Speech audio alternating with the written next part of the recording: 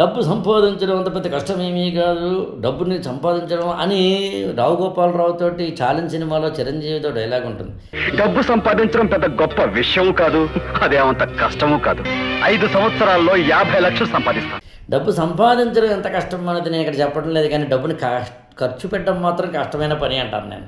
డబ్బులు ఖర్చు పెట్టడం కష్టం ఏంటండి అని మీకు డౌట్ రావచ్చు. అదే సినిమా రజనీకాంత్ సినిమాలో కూడా డబ్బులు ఖర్చు పెట్టడం ఎలాగనే దాని మీద ఉంటుంది. కానీ నేనే ఉంటానంటే మన కోసం, మన పిల్లల కోసం, నిరంతరం 10 తరాల కోసం తెగ డబ్బుల్ని సంపాదించుకుని దాచుకుని అక్కడ భూములు, ఇక్కడ భూములు, అక్కడేవి ఇక్కడేళ్ళి కొనుక్కుని వాటన్నిటినీ ఇప్పుడు చూడలేక అనుభవించలేక బతికే బతుకు ఆ డబ్బు నా దృష్టిలో డబ్బు కాదు. ఆ డబ్బు వృధా, రాజుల సొమ్ము రాళ్లపాలు అన్నట్టుగా. కానీ నువ్వు డబ్బు సంపాదించుకొని, నేను దానికి ఒక ఫార్ములా చెప్తాను, అందంగా డబ్బు సంపాదించడం, డబ్బు ఖర్చు పెట్టడం.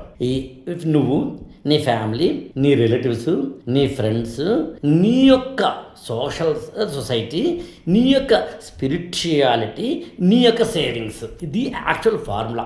నీ కోసం బాగా తిండి తినాలనుందా, బాగా మంచి కాఫీ తాగాలనుందా, మంచి బట్టలు వేసుకోవాలనుందా, మంచి ఉంగరం పెట్టుకోవాలనుందా, మంచి బ్రేస్లెట్ పెట్టుకోవాలి, లేదా నగలు వేసుకోవాలనుందా, ఆ డబ్బుల్ని తీసుకెళ్ళి కొనుక్కుని వేసుకో.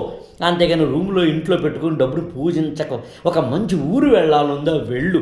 ఒక ముష్టి మొదటి స్టెప్ కారులో వెళ్తాను, ఇప్పుడు 30 ఏళ్ల కిందట కారే కొనుక్కుంటాను కాదు, డబ్బు ఎక్కువ సంపాదించుకుని దాన్ని మళ్ళీ తిరిగి ఖర్చు పెట్టేయాలి. అందుకు నువ్వు, నీ ఫ్యామిలీ, భార్యకో భర్తకో ఒక మంచి ఏదైనా మళ్ళీ ఇందాకట్లాగే సేమ్ ఆర్నమెంట్స్ కొనుక్కో, పిల్లలకి మంచి ఫీజులు కట్టు, ఆ పిల్లలు మంచిగా బాగా చదివించు, ఆ పిల్లల యొక్క భవిష్యత్తుకి ఉపయోగపడే డబ్బు ఖర్చు పెట్టగలిగితే అది అందమైన డబ్బు ఖర్చు పెట్టడం అవుతుంది. అలాగే ఫ్రెండ్స్, రిలేటివ్స్, చిన్న చిన్న పార్టీలు, చిన్న చిన్న ఫంక్షన్స్ లాంటి వాటిని. కానీ నేను యాక్చువల్గా వీటన్నిటికన్నా పెద్ద ఏం చెప్తానంటే 3 ఎస్లు ఉన్నాయి చివరిలో.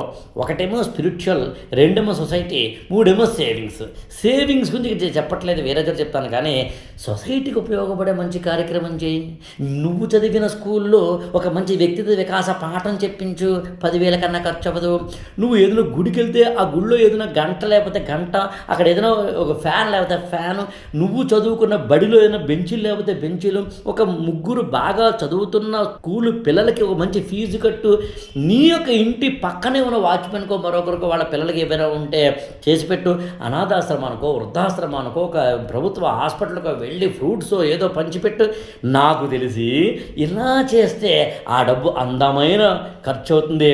ఆ డబ్బు పరమార్థం, అంతరార్థం అన్నిటికన్నా మించి అర్థవంతమైన డబ్బు సంపాదన, డబ్బు ఖర్చు పెట్టడం అవుతుంది. నువ్వు తినక ఎవరికీ పెట్టకపోతే ఎందుకురా బతుకు.